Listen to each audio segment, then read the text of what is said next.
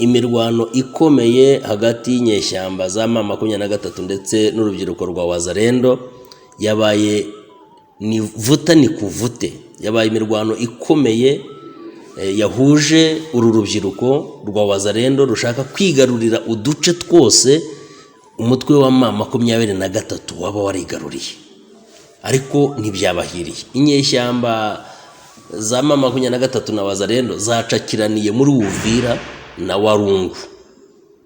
Ayo niyo makuru ahari.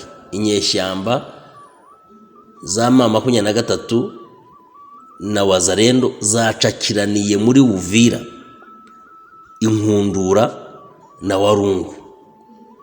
Imirwano yubuye hagati y'inyeshyamba za Wazalendo n'abarwanyi ba M23 muri teritwari ya Uvira, Warungu zo mu ntara ya Kivu y'Amajyepfo mu burasirazuba bwa Repubulika Iharanira Demokarasi ya Kongo. Imirwano yubuye kuva ku wa mbere tariki ya 5 Gicurasi, imijyi ya Katogota, Kamanyora iri hagati y'utwo turere twombi yibasiwe n'imirwano ikomeye cyane, aho inyeshyamba cyangwa se umutwe wa M23 waguwe gitumo n'urubyiruko rwa Wazalendo, ariko basanga umutwe wa M23 uri tayari, uryamiye amajanja, urabasunika, urabarasa.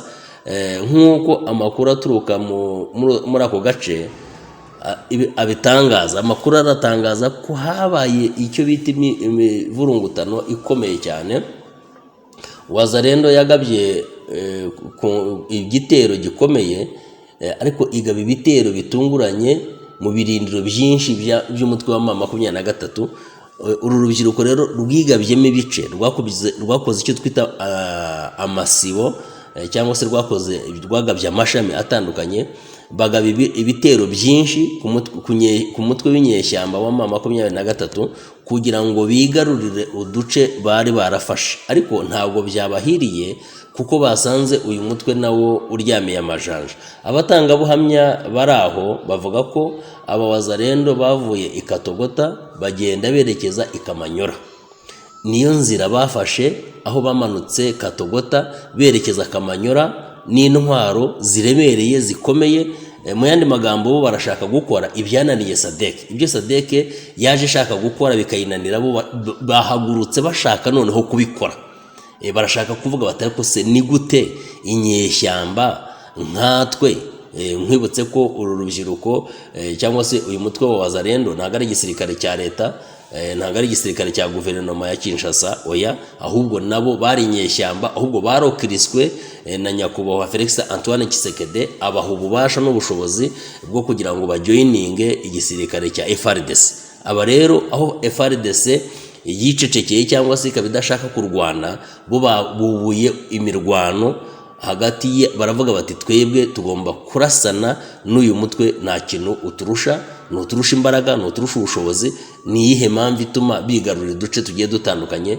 Nk'uko rero amakuru dukesha ibinyamakuru akomeje kugenda abigaragaza. Imirwano yakajije umurego mu misozi ya Rutebe, Kayange, Ruzizi, aho imirwano yamaze amasaha 8 nk'uko inkuru dukesha Okapi, radio Okapi ibivuga. Nk'uko turimo dukesha ibinyamakuru bigiye bitandukanye ariko birimo na radio Okapi bivuga, imirwano yamaze amasaha 8, hari imibundano ya danje. Nuvuga ngo imbunda zirimo zirasa umuriro, nuvuga ngo abaturage bose bihishe mu myobo, nta gikorwa na kimwe cy'urujya n'uruza cyakoraga. Ibigo nuvuga ngo za butike zafunze, ibigo bikorera aho byose byafunze, nta kintu na kimwe cyakoreraga muri aka gace. Ariko icyo nshaka kukubwira nuko uyu mutwe wa M23 waje kubasunika, urabarasa, ugenda rero wigarurira uduce tugiye dutandukanye, kumanuka kugenda ukageza naho bafashe akano gace kungahaye ku mabuye y'agaciro kitwa Ruciga, muri Ruwinja. Muri Ruwinja bahafashe ni agace gakungahaye ku mabuye, ku ibuye rya zahabu. Umutwe wa M23 wahigaruriye, ariko uduce twibasiwe n'imirwano ikomeye ni uduce twa Rutebe, Kanzinzi na Kayange. Utu duce habayemo imirwano ikaze cyane ku buryo Wazalendo yahatakarije abantu benshi cyane, ingabo nyinshi zikomeye, ariko hari n'abaturage bahaguye nk'uko ikinyamakuru turimo twasomye mu binyamakuru bigiye bitandukanye. Wabisanga ku Museke, wabisanga kuri Bwiza, wabisanga n'ahandi.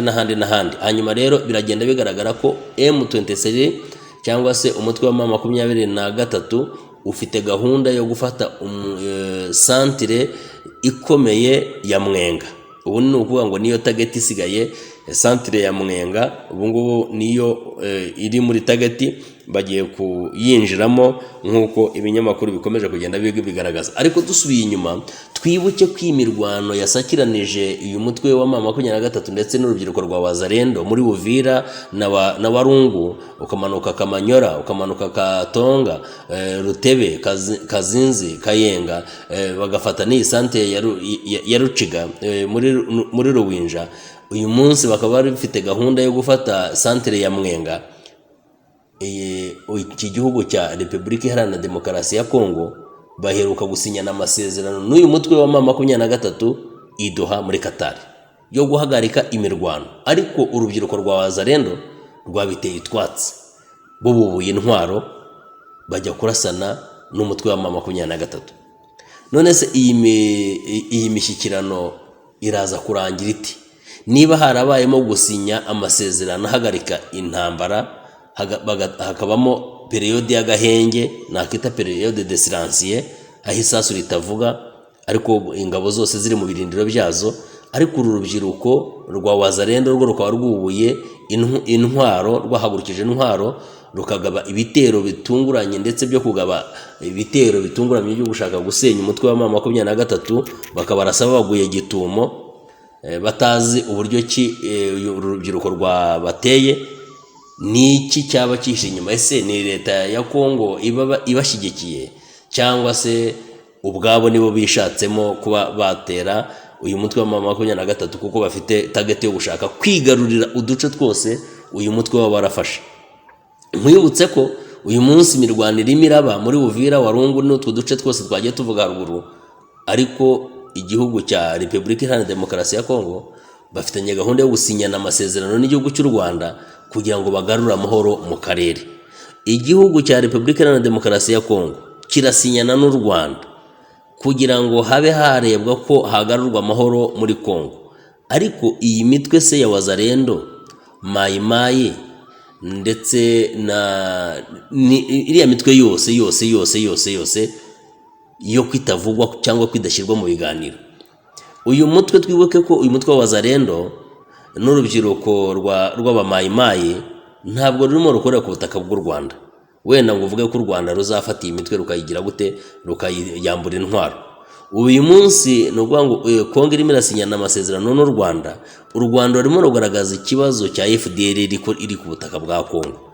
Kongo niyemerera u Rwanda kuba rwakambura intwaro FDLR, ese izi ngabo za Wazalendo zo biragenda biti? Kuko u Rwanda ntabwo rufite ubushobozi bwo kwambura iyi mitwe yose yitwaje intwaro muri Kongo. Nta mandadare rurimo rwaba rwahawe, kuko n'ubwo ngo target y'u Rwanda ni ugusenya uyu mutwe wa FDLR wasize uhekuye abanyarwanda. Ayo niyo masezerano akomeye agiye kuzasinyirwa i Washington DC, aho Kongo hari ibyo isabwa ariko n'u Rwanda hari ibyo rusabwa. Uru rubyiruko rero rwa Wazalendo rwo rurimo rurubura intwaro, rurimo rufite urugomo rukomeye, aho rurimo rugirira nabi abakongomani bene wabo. None kandi uru rubyiruko cyangwa se uyu mutekano muke uri hagati y'abakongomani ubu urimo uvugwaho. Sinzi rero ibi biganiro aho biri buze kwerekeza, ariko nyakubahwa Trump yagaragaje ko hari ikimaze gukorwa, aho agiye guhagarika intambara iri hagati y'igihugu cy'u Rwanda na Repubulika Iharanira Demokarasi ya Kongo. Yishimira ibimaze kugerwaho kandi avuga ko agiye gutanga igisubizo kirambye mu karere. Ariko sindimo mbona M23 muri ibi biganiro, sindimo mbona ingingo zirimo zivuga ku mitwe yitwaje intwaro irimo ikorera kuri muri buriya butaka, ndetse by'umwihariko mu burasirazuba bwa Repubulika Iharanira Demokarasi ya Kongo uko bizagenda. Sinzi ikiri buza gukurikiraho kuzashyirwaho nyuma y'ibi biganiro cyangwa se y'aya masezerano agiye gusinywa hagati y'igihugu cy'u Rwanda ndetse n'igihugu cya Repubulika Iharanira Demokarasi ya Kongo imbere ya Trump. Mureke tubihanga amaso nk'uko ibinyamakuru bigenda bivuga, ariko urubyiruko rwa Wazalendo ndimo ndabona rushobora kumenamo isosi, rushobora kuyimenamo amazi cyangwa isosi rukamenamo inshishi.